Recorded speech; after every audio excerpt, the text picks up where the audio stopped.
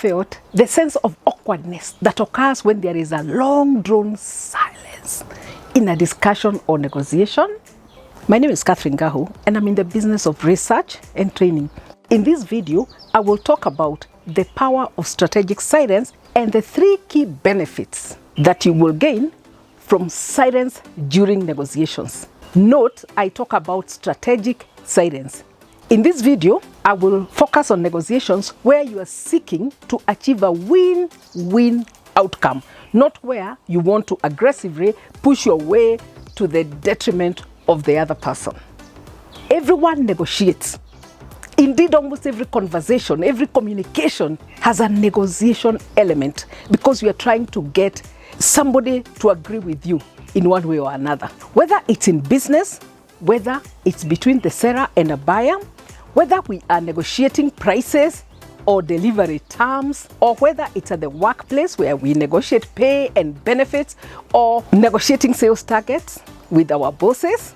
And sometimes, like even when you are let go from a job, you still have to negotiate the severance package. So negotiation is an everyday thing. Of course, many times, the very serious negotiation situations, we see like hostage negotiations and that kind of thing as the main types of serious negotiations. But in life on a day-to-day basis, there are always situations where we have to negotiate something. In personal relationships between our partners and ourselves, or even in a choir or music group, you still have to negotiate for opportunities. Strategic silence is done with understanding and purpose. It ensures alignment with a positive goal. Of course, we all know the kind of silence that some couples use to send a message to each other. The kind of silence that sometimes is seen as unstrategic, especially when used to communicate spite or vindictiveness. Silence is unstrategic if it does not focus on a positive outcome or beneficial outcome, at least for one party in that negotiation. Where the aim is to offend or cause a bad feeling, then there is no one gaining. And so we wouldn't even look at that as strategic negotiation, or at least as a strategic negotiation that is seeking a win-win solution. Now, strategic silence is one of the most powerful tools of negotiation. This is counterintuitive if you think about it, because we are used to thinking that the more points you make in a negotiation or discussion, that the more you're winning. Not always the case. Indeed, many trainers on negotiation focus a lot on what to say, how to say it, when to say it, and actually this makes people focus more on their own side of the conversation when preparing to go into a negotiation. This kind of thinking sometimes makes us forget the role of silence in negotiation. When you have prepared, you say he was going to say this and then I'll say this. Have you ever been in a situation where you're preparing for a negotiation or discussion and you think maybe even it's with your boss and you start to anticipate what he will say and what you're going to say and that kind of thing? That kind of thinking focuses on your own side of the negotiation and many times will make you go and start talking too much and not having strategic silence. Many times we associate silence with discomfort and awkwardness. Many people get uncomfortable when there is long silence in a conversation, and they tend to want to speak quickly in order to break the silence or fill the gap or remove that feeling of awkwardness or discomfort. This is human nature because we are made to want to have smooth and, more comfortable engagements. We want to fill in the gap. We want to bridge the discomfort. But in negotiating to win, the strategic silence and the discomfort that it brings adds value to your proposition. Always in a negotiation, both parties want something from each other. And that's why it's possible to focus on how to get a win-win outcome. Now to the 3 benefits of using silence strategically in negotiation. First, you understand the other person better. That's one of the very important benefits. When you speak less, you get to listen better and you get to understand the other party's needs and expectations very clearly. And more importantly, you start to understand their negotiation strategy. This gives you an advantage because you can now use this information to enhance your proposition. In negotiation, the statement that information is power gets even a new meaning. You become more successful in negotiation by creating win-win outcomes. And if you go into a negotiation with that agenda and you use strategic silence, you have a better chance of achieving it because you have understood the other person much better. And even you understand where they're coming from.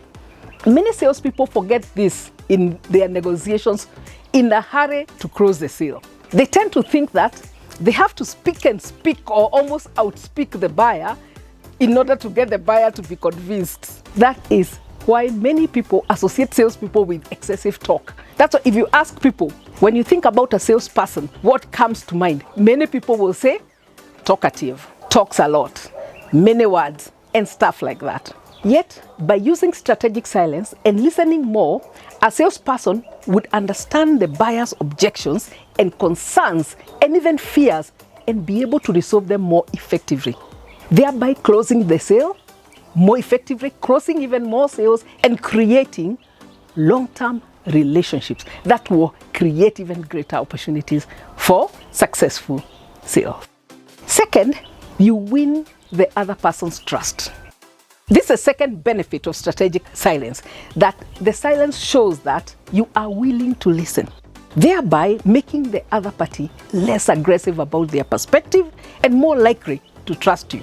But to get to this benefit, you have to listen actively.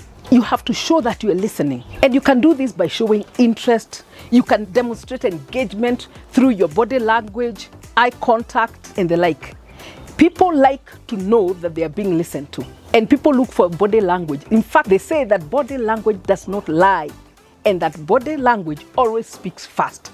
So if you want to win trust, you have to engage your positive body language so that you can get the other person to feel the sense of engagement in that conversation. People like to be listened to. The use of silence wins people and gets them to put down their defenses so that there can be room for agreement. And this helps you in finding a win-win solution to the issue.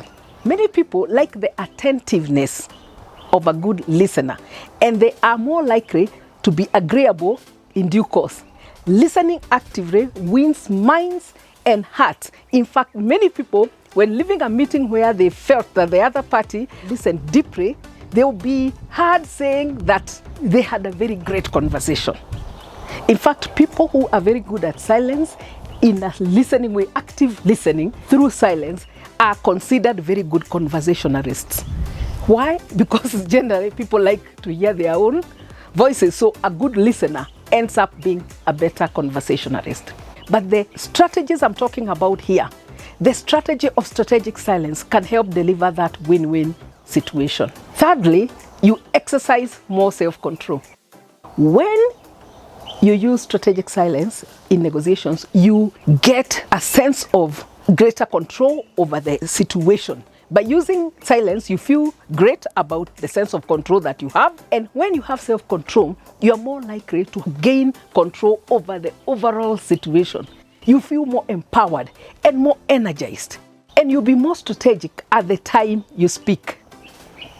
You will avoid saying something that will not help or something that is not aligned with your objective in the negotiation. Learning to hold your tongue and keep calm is a good way to build self-control. In many cultures in Africa, where dowry negotiations are an important step in the journey towards marriage, silence is a key tool for achieving win-win outcomes. The negotiators speak in turns and with great self-control.